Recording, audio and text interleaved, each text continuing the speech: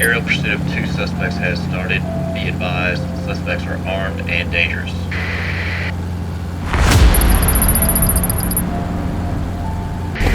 We have visual. Let's get it, boys.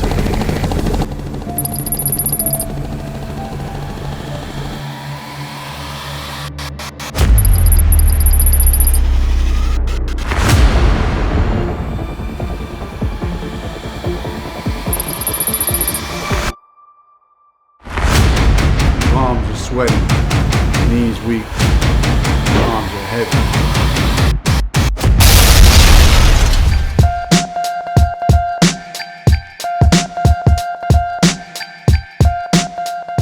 So thank you guys for coming. It's Barbell Medicine seminar here in Seattle. I guess technically Bellevue, but we'll call it Seattle for the tubes. What we'll do is we'll go around the room for a question and answer. We'll start on this side, work our way across. So the question is about if I change the food type or quantity when somebody is losing weight and we need to make an adjustment.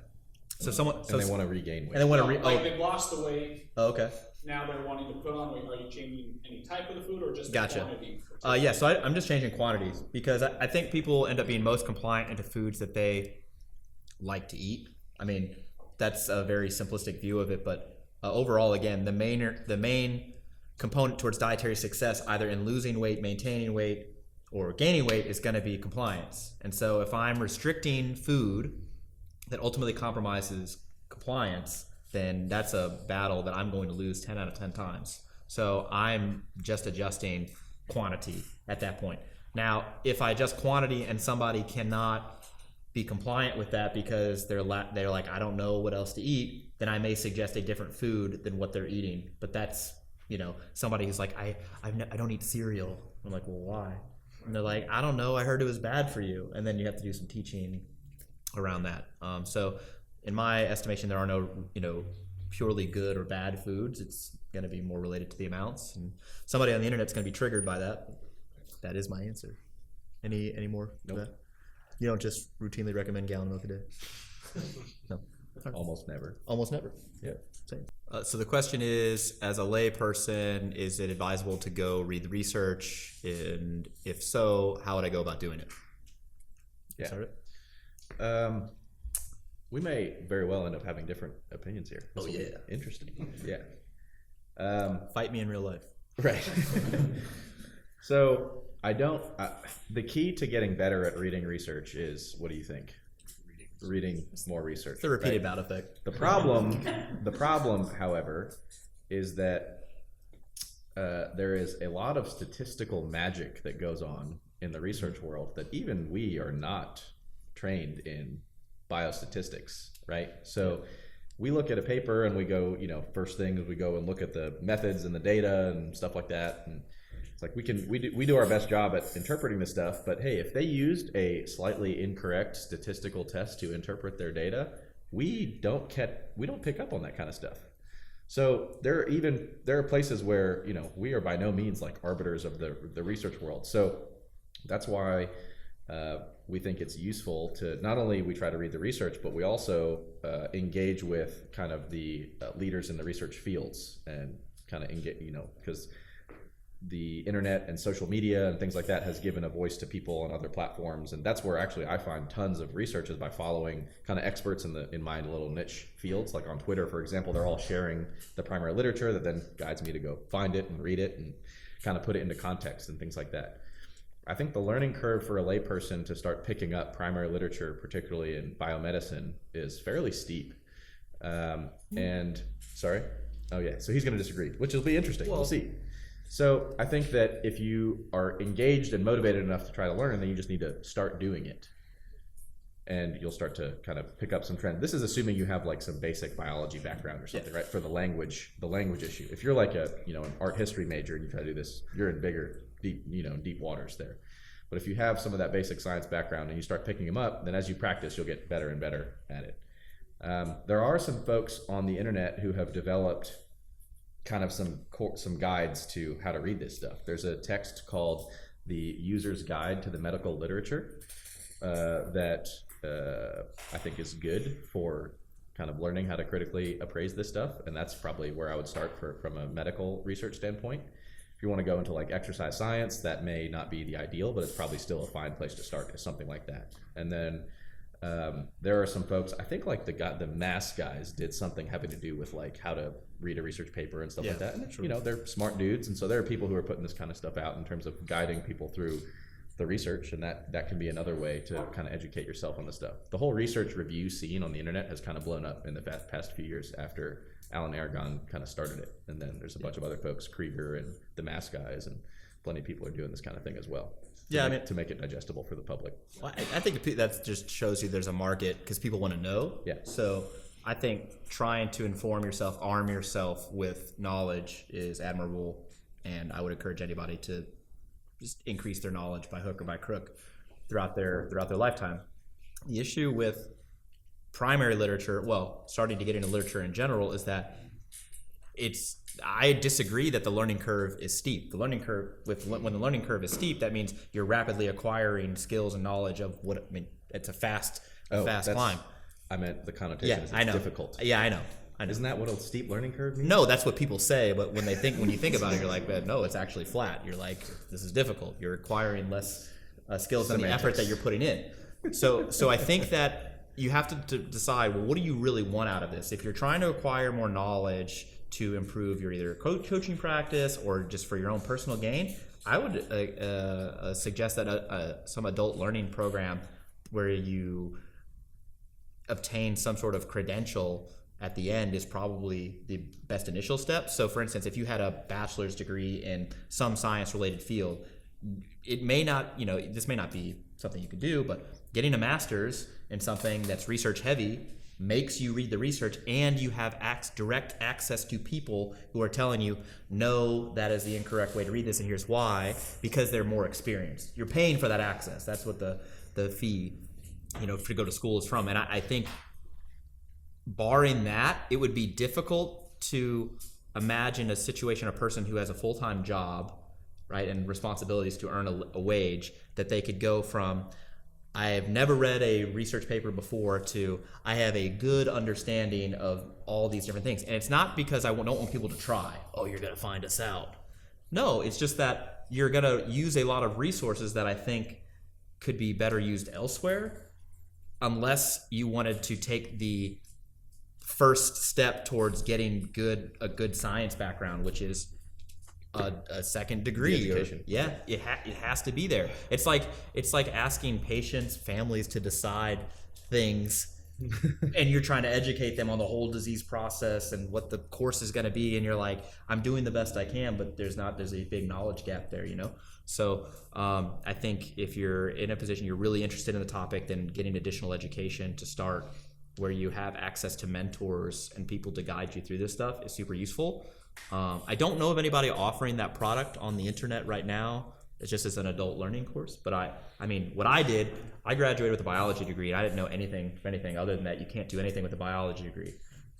Unless you want to go back to school to teach biology. So I ended up going and getting a master's degree in anatomy and physiology. And during the course of developing my project and the thesis that I defended, which was the fact that there's no reason to call the VMO a thing, I had to read a lot of research, and having access to my professors and counselors, they helped me learn how to read research, which ultimately got me into medical school, where this whole process, sped up. Yeah. And even now, when I read something, I'm like, I don't know, man. So then I'll text Baraki, and I'm like, here's what I'm thinking. He goes, no, dude. Which is nice to have, but trying to do that after my undergrad degree, yeah.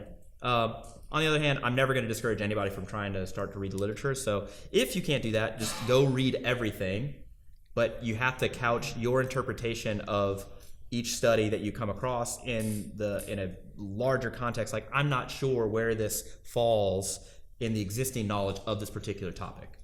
And I think that's, if you approach it with that, then there's little harm done in reading the stuff, other than it may not be the most efficient use of your time right now. Do you grossly disagree with me? No, your disagreement was based on thinking that a steep learning curve meant something else. No. I maintain that you use the phrase steep learning curve as it's used currently, which is wrong. Okay. Yeah. So the question is about volume. How long should you continue to increase it before you either decrease it or make a change? Is that fair to say? I like to, I mean, I'm on board with Mike Tushir's emergent strategies type approach. And for those who are not familiar with that, it's the idea that you're developing a set of programming variables that you hypothesize will provide the stress to drive the fatigue and ultimately the adaptations that you're seeking. And as far as you can see those things improving, don't change anything. And then when those things start to either go sideways or go down, then you make a change. So if I made a custom version of the bridge for you, as long as your numbers were trending up or things were in general improving, I would probably keep you on that trend until something changed. So I don't think that there's a general rule of thumb for when week 5, week 6, week 4, where volume needs to always go down then. I don't think there's a reliable number there. That being said, in practice, I found that 4 to 8 weeks is kind of the length of this sort of development, these volume development periods where the volume is high, intensity is relatively low compared to these peaking phases or whatever. 4 to 8 weeks. It's been interesting though over my training career where it started out where it'd be like only 3 weeks of volume, and then I thought I needed a deload or some sort of transition, and then later on it's been like 6 weeks, 7 weeks, 8 weeks where I've been able to see like pretty steady improvements before falling off a cliff and like, oh no, I need something different now. Has that been your general experience? Yeah, I think that the point to underline here is that it's very difficult to provide a very confident general prescription on this sort of thing, and it's mainly the result of what I talked about in the stress lecture in terms of the wide variability in response to training, right? So you could take any one of our programs, any one of our templates, put a large cohort of people on that program, and you're going to see a broad range of responses. We've designed it according to principles that we think are fairly robust, but I would not at all be surprised to run a group of 50 people across one of those programs and see some folks who don't respond particularly well to it, and that just means they need what, more or different, right? That's kind of what we've discussed. And so I can't really confidently tell you a specific prescription like that, just because it's like you could easily take that home and you could be the guy who's not going to respond to that kind of thing, and you're like, this guy didn't know what he's talking about. So it's just hard. If we gave the program to, let's say, 100 people and we didn't see people who did worse, all that would tell me is that we didn't have a big enough sample size. It was poor sampling. I expect that hopefully a small percentage of the people being exposed to it actually regress on the program. And if I don't see anybody who did that, I know that my sample size is biased and not big enough. So if we saw that it worked for 100% of people, we're like, I don't believe that. Yeah, I don't believe that. Something's wrong. So something that I would take home like in practice is that if you found that the bridge worked really well for you the first time, right, and you found that things were still trending up at week 4, maybe you repeat week 4 for another couple of weeks until you find that things are either stagnating or regressing a little bit, and then you switch. And what you see in that second half of the bridge, the last 2 or 3 weeks, is that the intensity goes up, the volume goes down. You can do that. That'd be a way to modify the bridge. Just milk us for more free stuff.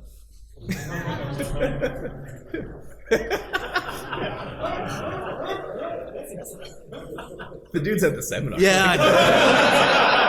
All right, fair enough. Oh, yeah. Yeah, so one way that you find out that you read more literature and get a bigger, wider field of view on a particular topic is not only search for things that affirm your confirmation bias, right? Like volume is the best variable to manipulate. But then you say intensity is the best variable, and then you find both sides of the argument. And by reading all this stuff, you start to get a bigger appreciation of not only where the disagreement's at, but then where are the common ground.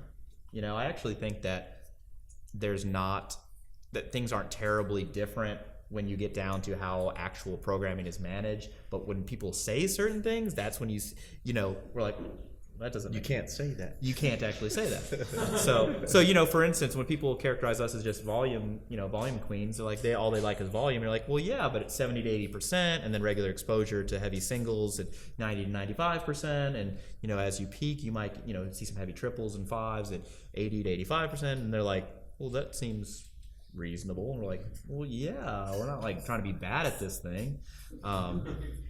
Yeah, so I think that's another tool you can use. Yeah. Is that I'm selfish. I want more, not just the doctors, but like I feel like especially this seminar, there's valuable things with like Leah and more collaboration with us, with Alan, hearing from Tom. Like, how do you guys plan to get them more involved in the channel, or however you're looking? We're actually going to fire them.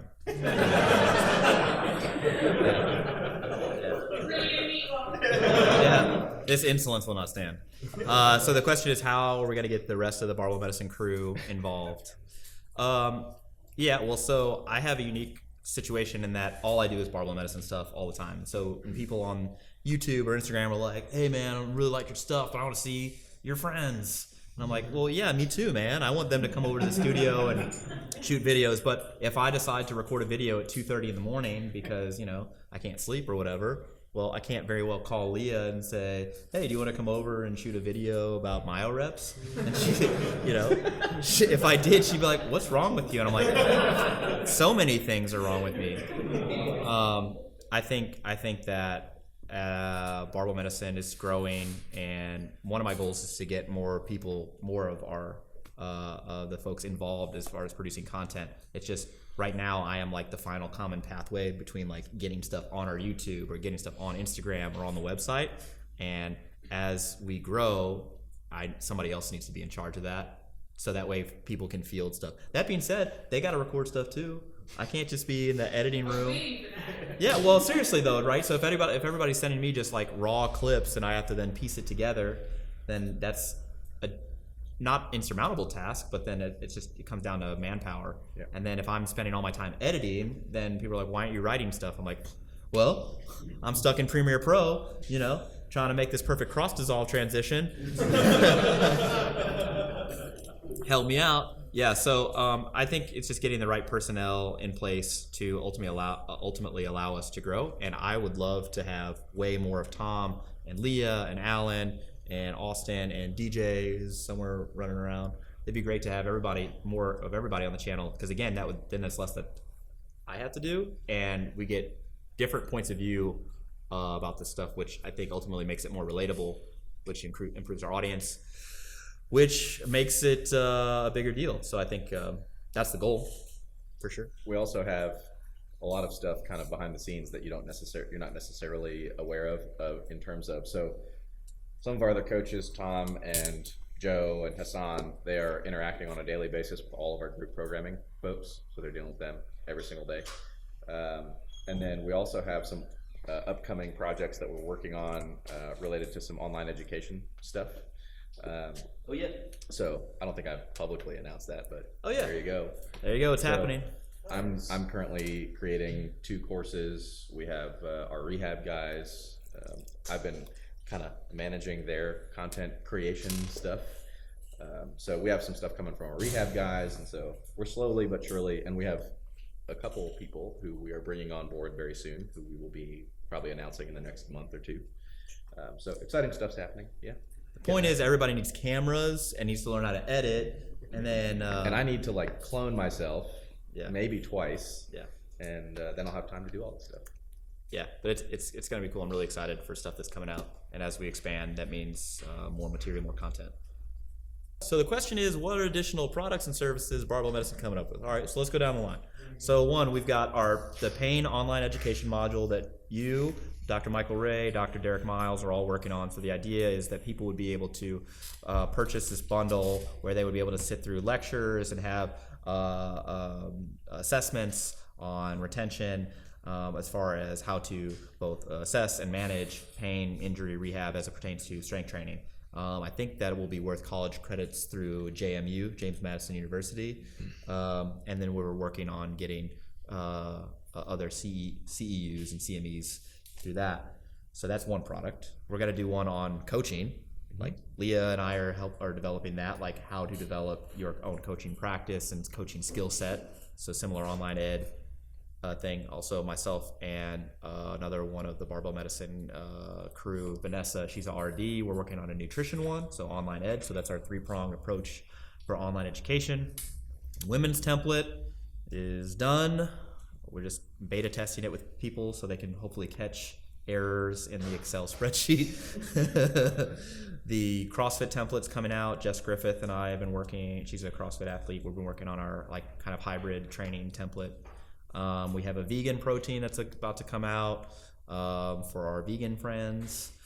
We have a supplement that's going to be called Muscle RX that's coming out. That's the Epicatechin. Yeah, the epicatechin vitamin C collagen protein supplement. There's some data suggesting that improves tendinopathy repair. They basically did MRIs on these people with whole center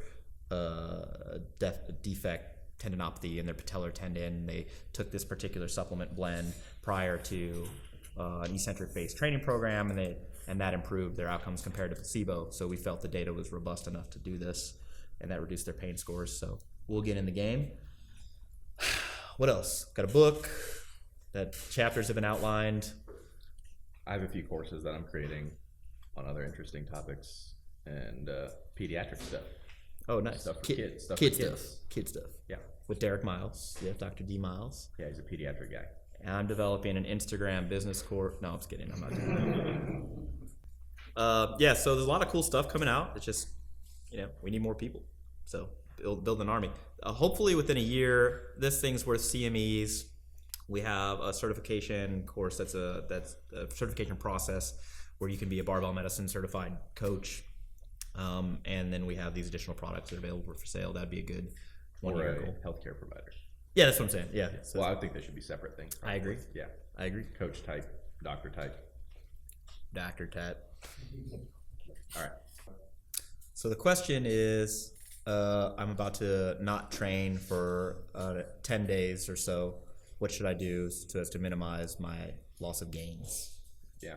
I actually don't expect you to lose much, if any, as far as actual adaptations that you have gleaned from strength training. And what I mean by that is, so let's address just the strength and hypertrophy. All right, so hypertrophy, I expect that there may be some decrease in your muscle cross-sectional area that's slight, perhaps not even measurable. As long as you're not bedridden, though, I might not even be able to find any. And to the effect that you do actually have any sort of atrophy secondary to low protein intake and decreased activity, that's going to come back within the first few days of training. So I'm not worried about that. If your strength performance goes down acutely, it's due to loss of skill. Effectively, your skill has decayed from your last training session to the time you train again. But again, I expect that to be to come back within the first week. Now, I wouldn't peak, and test your 1RMs the day before you go away. I would rather have the higher volume type training such that you basically just have an extended recovery period for that 10-day period, and I wouldn't expect you to have any performance decrease at all. Does that advice change significantly if it's a month to 3 months instead of 10 days? Yeah, it does. I mean, not necessarily the advice, because what are you going to do? Train? He's like,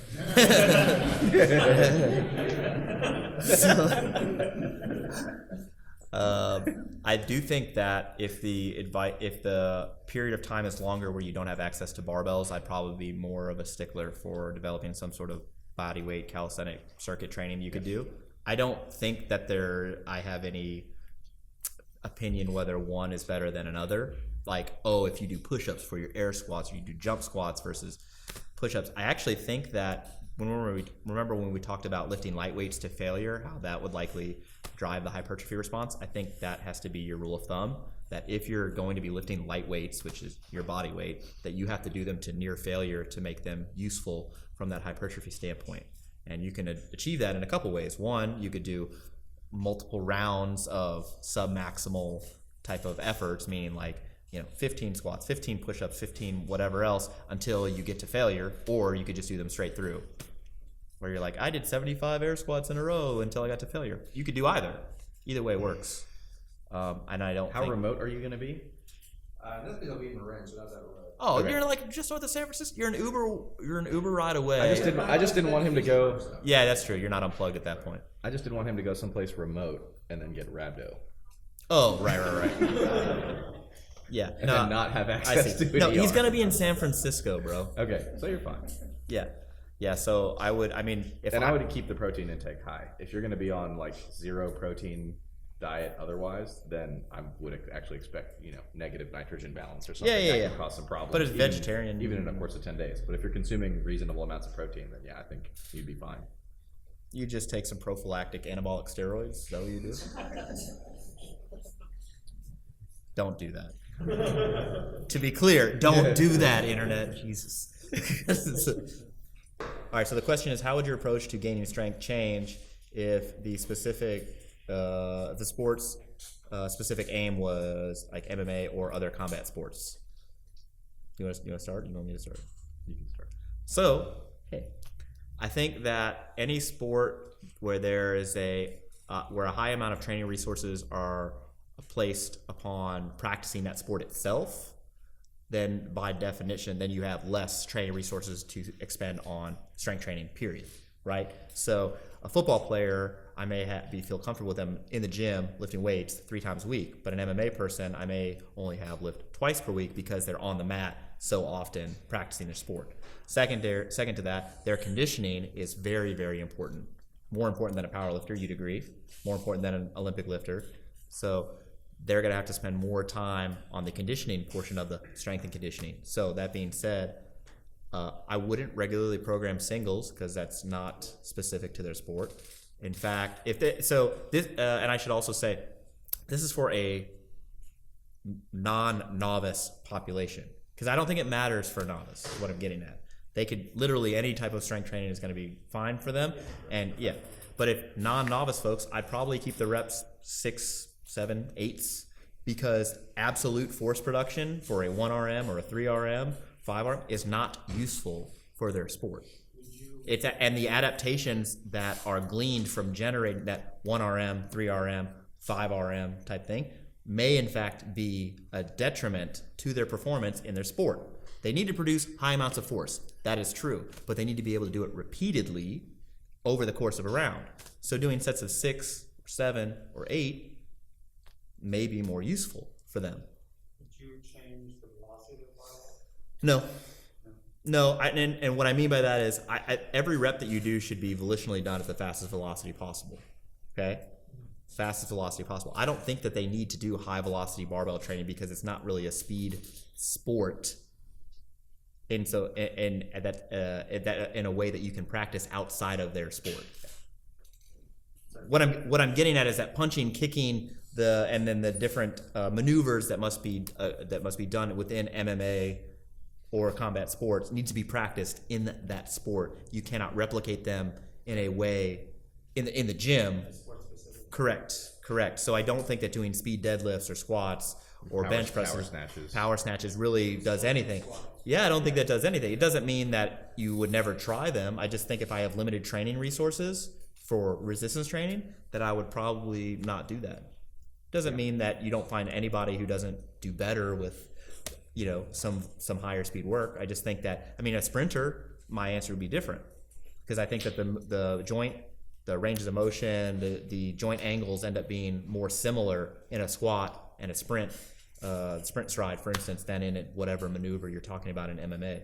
So I might do higher velocity squats for them, like jump squats or some sort of dynamic effort type thing for them. But for an MMA person, I'd probably do sets of 6 and 7, and I would stick to the basic stuff because they're going to train twice a week, and then they're going to spend a lot more time doing conditioning that is specific towards their sport, meaning that the work periods are more specific to their actual sport, like how long are the rounds. That's going to be your sort of your condition, your work period, and you might do that same period of rest in between, and then you're going to practice your sport a lot. That's what I would do. But I would contrast that with a powerlifter who's going to see regular exposure to singles, right? Regular exposure to heavy triples and potentially 5s and a really high emphasis on hypertrophy. Well, I don't have that emphasis for the combat sport person. Different sport. Yeah. Getting up your 5 RM doesn't tell me anything about what you're going to do on the mat. Would you peak the same duration as you work hard? No. What do you mean by why are we peaking them?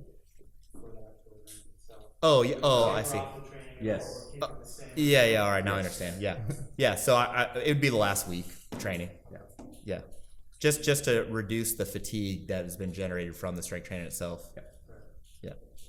Cool. Yeah. I would agree with. I was thinking the same. No reason to do singles. I would not bother with power movements in general versus more sport practice. And I would pay very close attention to the injury variables that I talked about this weekend, because you don't want to be the coach who injures the athlete, right? So And you get fired. right. So session RPE, acute on chronic workload ratios, allostatic load stuff. Pay attention to all of that when you're programming for these people, because if you do something stupid in the gym and injure them in a potentially preventable way, right, and then they can't train their sport anymore, what were you there for? How much Whereas CBD oil? Whereas we have very robust evidence. We have very robust evidence that strength training reduces the risk of injury, right? That's assuming that it's done intelligently, right? Not 3 RPE 10 sessions a week, You gotta get throughout your- your competitive season. That would be idiotic, You got to get your squat up though. right? How much CBD oil do you prescribe? Just bathe in CBD oil nightly. I have a CBD oil cologne. It's called Dank. Spray it on. Coming to the Barbell Medicine store soon. Coming to the Barbell Medicine store is Dank. All right. So the question is, any recommendations on sleep literature? I don't have a go-to resource offhand. I don't have a good summary or meta-analysis or even book. Well, is there an outcome that you're talking about here? Like importance of sleep for... Well, say hypothetically, I work for a company who doesn't give a shit if we get sleep or not. Hypothetically. Sounds like residency. It sounds like And I medical wanna make a residency. case to management that we need to get a full night's sleep. And the importance or rather the detriments and the risks of what happened with chronic lack of sleep. Right. Yes. Here's the answer to how that goes. No one cares. Well, think about this. In residency, where we are chronically underslept, overworked and underpaid, but no one cares. But every year, at the beginning of the year, they say, hey, it's important to take time for yourself, to make sure that you get enough sleep and that you engage in meaningful personal relationships. And now I want you to talk to your co-resident of any problems that you may have. No one cares. All right, but actually to answer your question, I don't have any go-to like meta-analysis or like a book on the detriments and then solution to that. I think that being said, the overwhelming evidence out there suggests that not sleeping enough, having untreated sleep apnea, having too much job-related stress makes you do worse at work, right? Have worse health outcomes overall. And any smart employee would focus on the health of their employees. So any smart employer would focus on, hey, let's make sure that you're getting enough rest. Let's make sure that you guys aren't suffering from any mood disorder secondary to lack of sleep. Let's make sure that you're not suffering from any unnecessary health detriment. Unless you're responsible for my Wi-Fi and you have to work all night to make sure that my Wi-Fi stays up. In which case, sorry, I need my Wi-Fi. I know, there's tons of research on this stuff out there, but I don't have a specific thing that I can definitely point you to right off the bat and take a little searching. Yeah, other than no one cares. I care. I like you. You're great. But in residency, if you complain. Well, one of my close friends who we both went to med school with completed his residency. He's now a sleep medicine fellow. Nate. Oh yeah, Nate. Yeah, Nate Dogg. So he's now a sleep medicine fellow. So I talked to him about potentially writing some stuff on this topic for us, and he's very interested in doing that. So we might have more on that. Coming to the Barbell Medicine store, barbell pillows. But but you already know. Sleep at RPE 8. Yeah. You already know the too long didn't read of this is that you should sleep, but maybe we'll get him to gather some of this evidence for us. So, all right. The question is, what is your response to the implication that the carryover of basic barbell training, squat, bench, deadlift, press, to sporting movements that require a high amount of agility that might not be that great? Yeah. My response is that I would agree in many cases that the carryover is not that great because strength is specific to things we discussed: joint angle, movement velocity, contraction type, all of these different things. I view strength training with barbells as a sort of groundwork. If you are untrained and you are interested in athletic performance, then resistance training with barbells through rather long ranges of motion that recruit large amounts of muscle mass and that are trainable and that you can see progress and ultimately improve your muscle cross-sectional area and your force production, I think that's a worthy use of your time. But once you've achieved this sort of threshold of force production potential, then the specific interventions needed to improve sporting performance are going to vary from sport to sport. So if you're talking about change of direction, that's an eccentric contraction. It's at certain joint angles, certain muscle stretch levels, and so you can replicate those through various types of exercises that may not involve a barbell at all, or may not involve a full depth squat, for instance.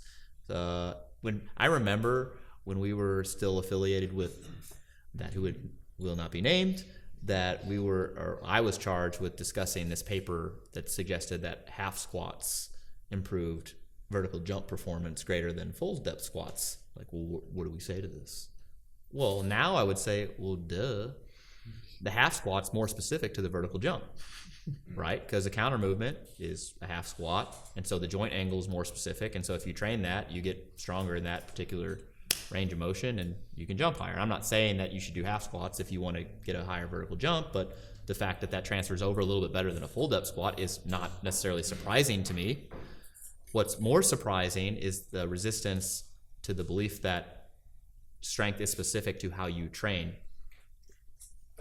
Meaning that if you only train certain ranges of motion, certain movements, etc., it may not transfer over to another thing as well as doing that certain thing, or a movement that more closely mimics that certain thing. We actually brought up an example of this to him last week when I texted you. Which one? I was like, you ever heard, what do you hear people say when you ask them, what do you think about doing a 4-inch deficit deadlift, 5-inch deficit deadlift? What do they say? They say, oh, it's probably not the best use of your time. I don't think it really carries over to the regular deadlift from the floor that well because it changes the mechanics too much. It's too different. What is that saying? It's saying the strength developed from that task is specific to the joint angles and the positions that you adopt in that position. Yeah. Not that strength is completely general, because if it wasn't, you could use whatever deficit and it would carry over. Yeah. So the fact that you realize that, hey, doing this big of a deficit changes things too much and I don't get that great of a transference shows that strength is specific to the joint angles, the contraction mode, the muscle length, all that kind of stuff. Does that make sense? So I would agree. I mean, I was thinking, I think probably verbatim, the same things in my head. It's like, well, for the very untrained person, increasing force production ability will improve sports performance. The other thing is we have very large, robust data sets showing that strength training reduces injury risk in sports. Yep. Besides load management being number one, the things I talked about this weekend, load management, strength training are the two best things we have to reduce injury risk in general. Not functional movement screens, right? But strength training and load management. Those are the keys. So that's why athletes should do these things, not because we are claiming that doing these things and getting their low bar squat up to 650 is going to make them perform better. And I don't really think most people are claiming that, right? I think any intelligent person will recognize there's a threshold of diminishing returns with this stuff, right? So I think that's our argument. Yep. The book to read is called Strength is Specific. It's by Chris Beardsley. It's $2.99. I don't know why he priced it at that. I guess he's trying to not make money. Yeah, he's actively trying to not make money, I think. But it's a really great read. And I think when he actually discusses the agility, that particular topic, pretty in depth and talks about the Nordic hamstring curl and glute ham raise and eccentric weight releasers and the dreaded leg extension. Right. Anyway, so the question is, are there any good predictors of the amount of lean body mass that you may carry based on anthropometric data? And second to that, does that accurately, with any certainty, correlate with absolute performance in certain strength tasks? So to answer your first question, kind of. So I believe Dr. Butts came up with a formula that uses your wrist circumference and I think maybe your elbow girth or something else, and a few other different measurements that ultimately decides if you're a small, medium, or large skeleton human, and then based on your existing body type predicts your amount of lean body mass that you could reasonably hope to carry. And I don't know how well that's been validated over large population sample sizes, but the data I've seen on it is fairly convincing. I think Greg Nuckols has that on his site just to predict your actual lean body mass carrying capacity. I think it's reasonable, to within a standard deviation. At least. Yeah, I think the piece that makes me uncomfortable to say just go wild with this prediction is just I don't know how you're going to respond to training. So having seen the data on how broad the variation in response is, sure. I'm I don't want to tell you, you could totally expect this much, and then you end up being the guy on the other end, or vice versa. You know what I mean? Yeah. So this is one of those things where the best thing to do is to make your observations retrospectively based on how you responded to training, rather than try to make some sort of predictions, because training never goes perfectly. Ever. Speak for yourself, man. Perfect for 1985. Right. Yeah. Training never goes perfectly. And so, you end up predicting that you're going to carry this much lean body mass. And then for whatever reason, training doesn't go right. And you don't meet whatever goal by whatever arbitrary time point that you want. And then you get all down on yourself about it. And it's none of this matters, because what are you going to do? Not train. You're going to keep training.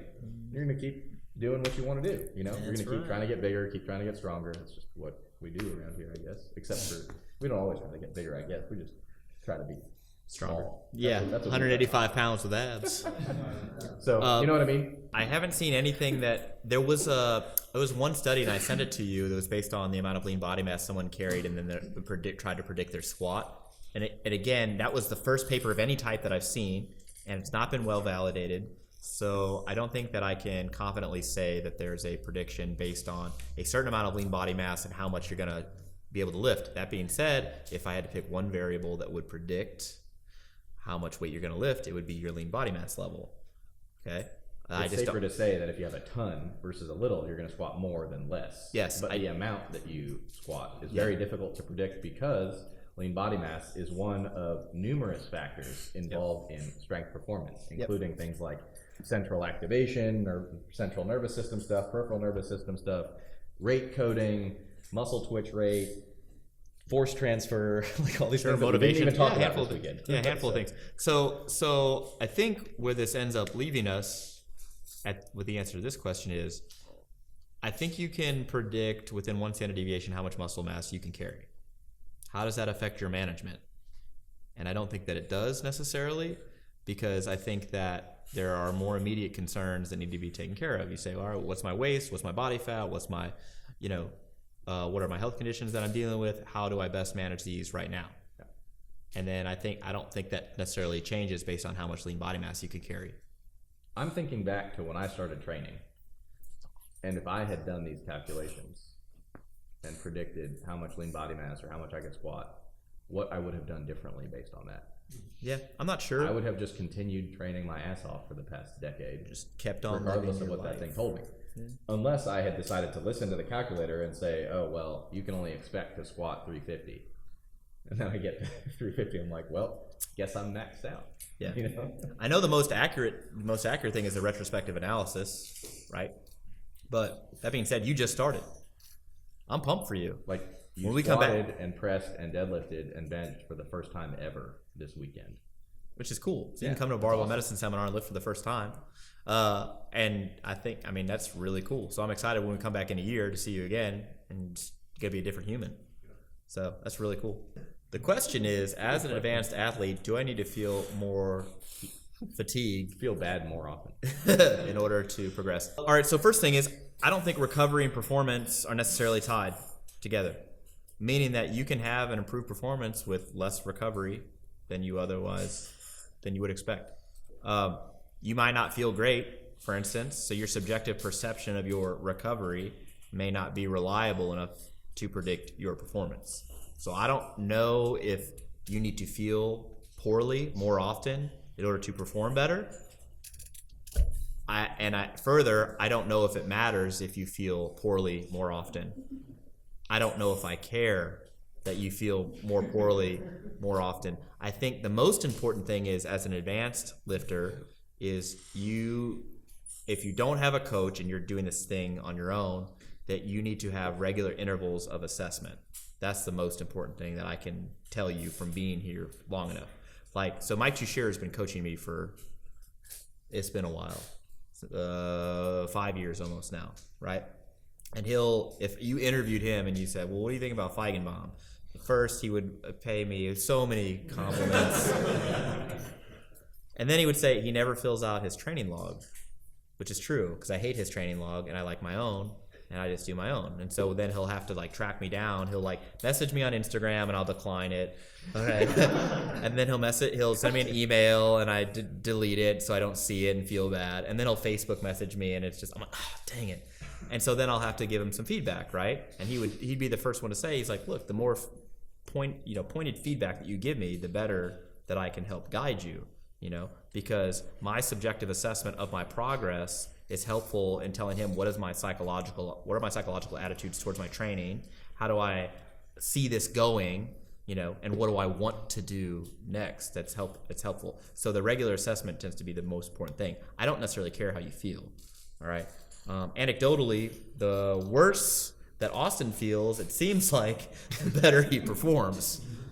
And I do think that because you need more stress overall as a more advanced lifter who is by definition more training resistant, you will have to generate and therefore carry more fatigue longer, that you may feel suboptimal more often while you're generating that fatigue, generating that stress. But when it's peak season, when you go through those few weeks where every week is a PR and you feel like a novice all over again, there's nothing sweet. Because so many people fail to recognize all the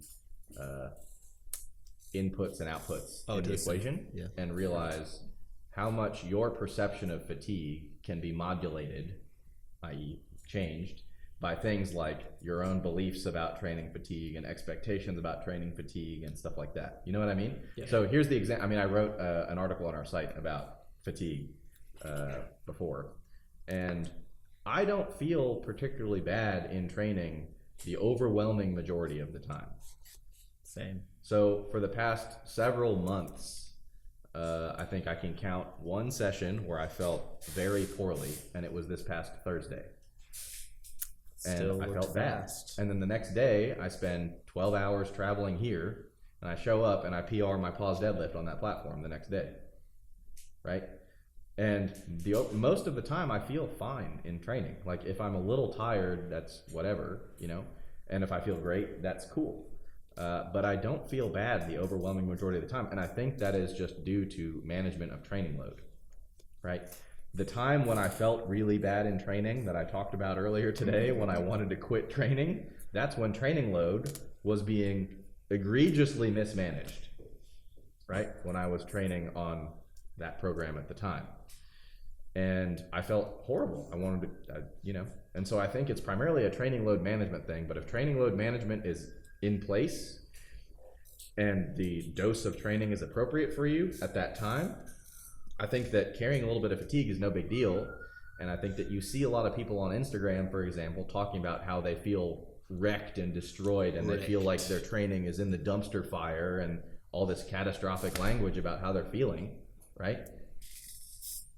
And that's reflecting their own attitudes and perceptions and ideas and understanding of training and training fatigue and stuff like that. It's particularly prevalent right now as we approach Raw Nationals, right? You see somebody pull a deadlift that looks perfectly fine, they're like, I feel like total dog shit today. Like I got hit by 3 trucks and run over by a tractor. Why are you talking like that? Run over by a tractor? Must be Midwestern folk. Right? Whereas I felt better, I felt worse. I'm just kind of chugging along, and we'll see what happens, and it's fine if you have a better attitude about it, you know? Yep. So you're going to be tired some of the time if you train hard enough, but feeling terrible all the time is either a reflection of a poor psychological approach to this stuff or mismanagement of training load, in my opinion. Yeah, or caring too much about how you feel. Which is a reflection of attitudes. Yeah, just doesn't matter. Right. All right, so the question is, what are my top 3 least favorite Instagram Live questions? My number 1 least favorite one is, what are you eating right now? Because it's annoying because it's the same thing every time. It's eggs and oatmeal. You're welcome. Second least favorite one is, should I do Texas method or 5-3-1? And the answer is no. The third question is anything to do with linear progression. Literally anything, because the answer is just stop doing linear progression. Do something else, because it doesn't matter. And I know when people say, like, oh, you're just pissed because you're no longer affiliated with that company that shouldn't be named. No, I just don't care. Look, and because it doesn't matter what you squat at 3 months or 6 months or even 12 months, it matters what you squat at 6 years, 12 years, 20 years. And I have no indication that how you do in that first 3 to 6 months has any bearing on how you do later on, either with compliance or ultimate performance. Austin, my man right here, this guy right here, had the most average of results when it came to his linear progression. Okay, 285, I believe, for his last successful squat session, right? And people are like, that's very pedestrian. That's true, but he's out-squatted every person affiliated with that organization, which suggests that the predictive power of your performance at the end of LP is meaningless, which makes sense. I don't care what you squat at 3 months because it doesn't matter.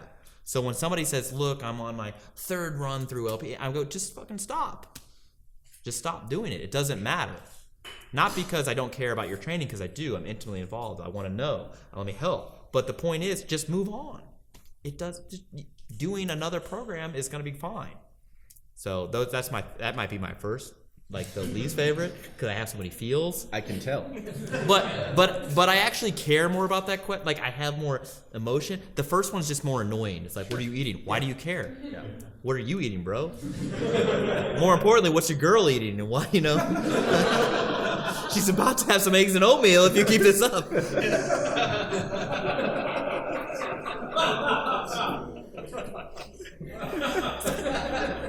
All right, your turn. Beat that. Yeah.